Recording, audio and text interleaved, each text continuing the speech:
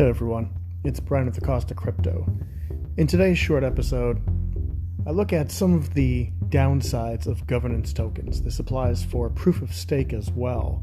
And it kind of looks at how there are dangers in having a proof of stake model or a model where the functions of coin issuance and transaction confirmation are not separated. And I break that down a little bit detail.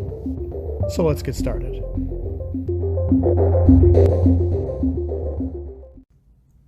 So I was watching Omar Baum's recent video, and he was mentioning about how there was Uniswap, the decentralized exchange.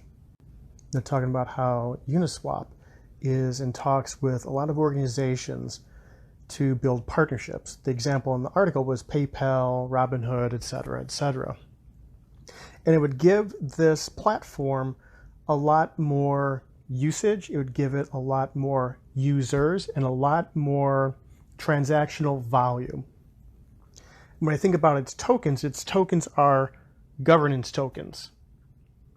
Unless owning those tokens does something like provides liquidity, it's used for liquidity, say the way Binance tokens were used, and reduced fees to use the network. Or it's like staking, where owning those tokens, you get a fraction or a piece of the total revenues from transaction volume.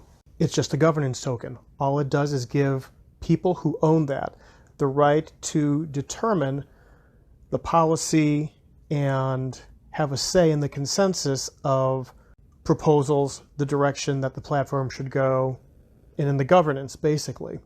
What's the value in having governance tokens?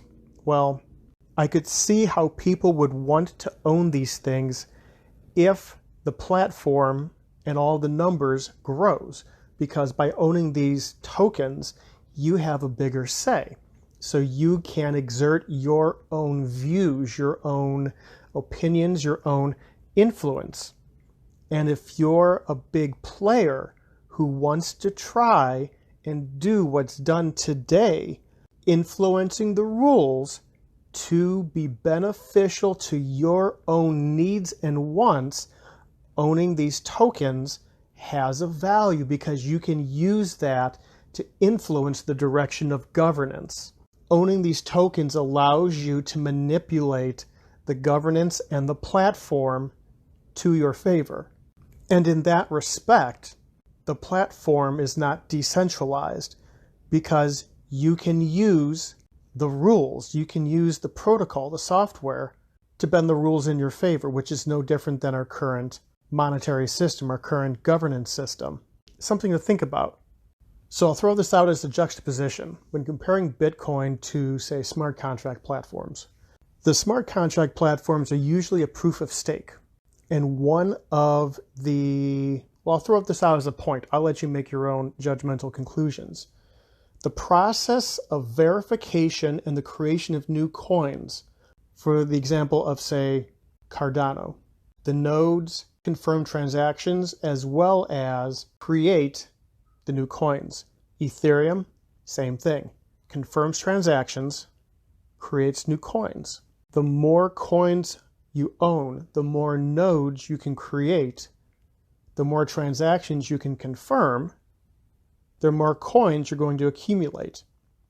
And you're going to have, and I don't know how having more coins, having more nodes allows someone to manipulate the network, to affect the rules, to affect the protocol. I don't know the nuts and bolts of that.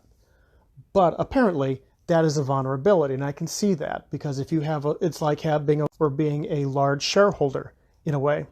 With Bitcoin, the issuance of new tokens and confirmation of transactions are separated.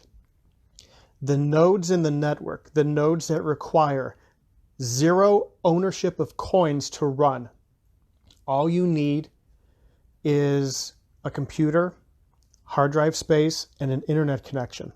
You can run a node, confirming the transactions, verifying transactions against the full blockchain on the internet.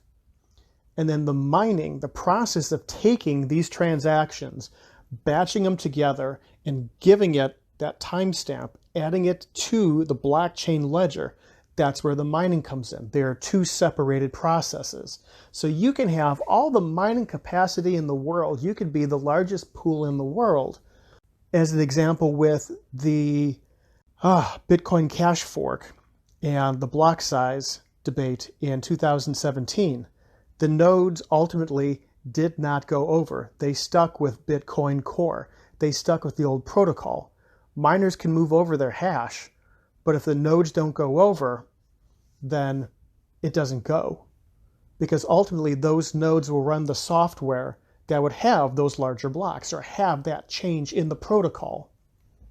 And if the miners leave the network, you simply have the software has the mining adjustment, which means that it adjusts the difficulty downward for the removed hash rate, similar to in the last couple months when a lot of miners in China went offline and there was a 25% drop in hash rate. Well, the difficulty adjusts for that reduced computational capacity on the network. So when I think about a token or a platform that has governance tokens, it does have the problem of those with the resources can acquire the means to influence the protocol, to influence the governance of that platform. So pointing that out. But before I go on, I want to take a brief pause with a word from our sponsor.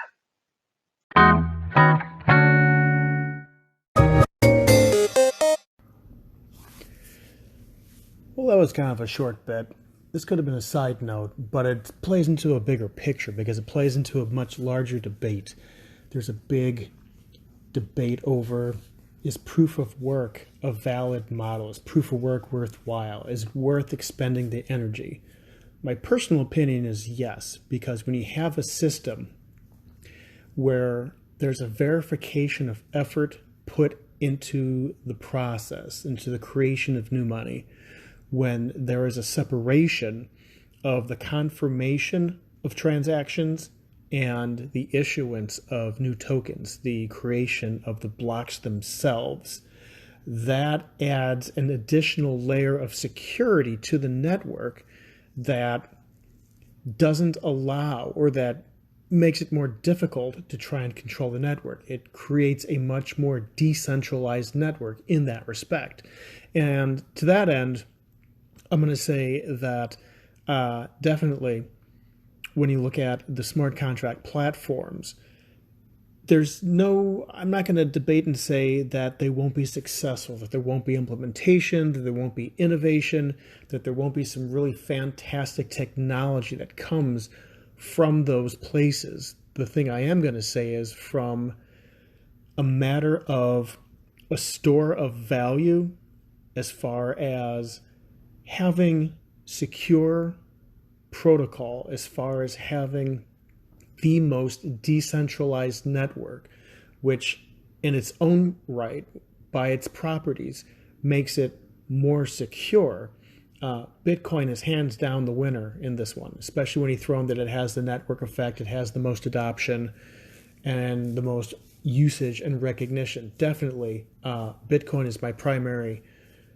token of choice when it comes to using something as a store of value. It's not to say that because of the usage and because of the technology on these smart contract platforms that they won't retain or won't build any value. They absolutely will. For the world that we're transitioning to, they absolutely will.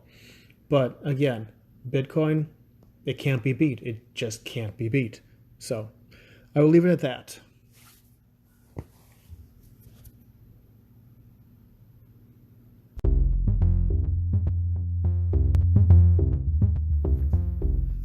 And so there we go.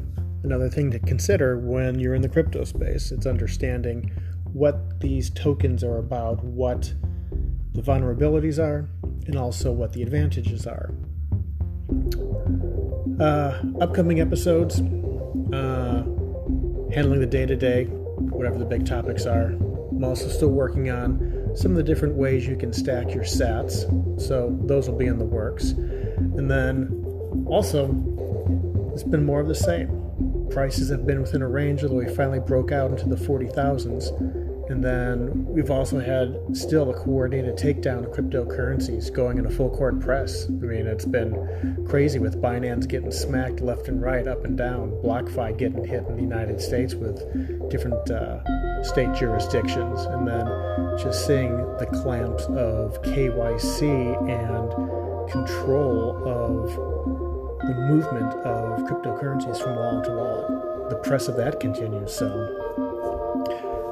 As usual, you can follow along at TINYCRYPTOBLOG.com. If you're on WordPress, you can subscribe directly through there if you have an account. If not, you can subscribe by email. And you can follow along on all the video platforms, social media sites, and podcasting platforms listed in the show notes. And with that, be well, everyone. Talk to you soon.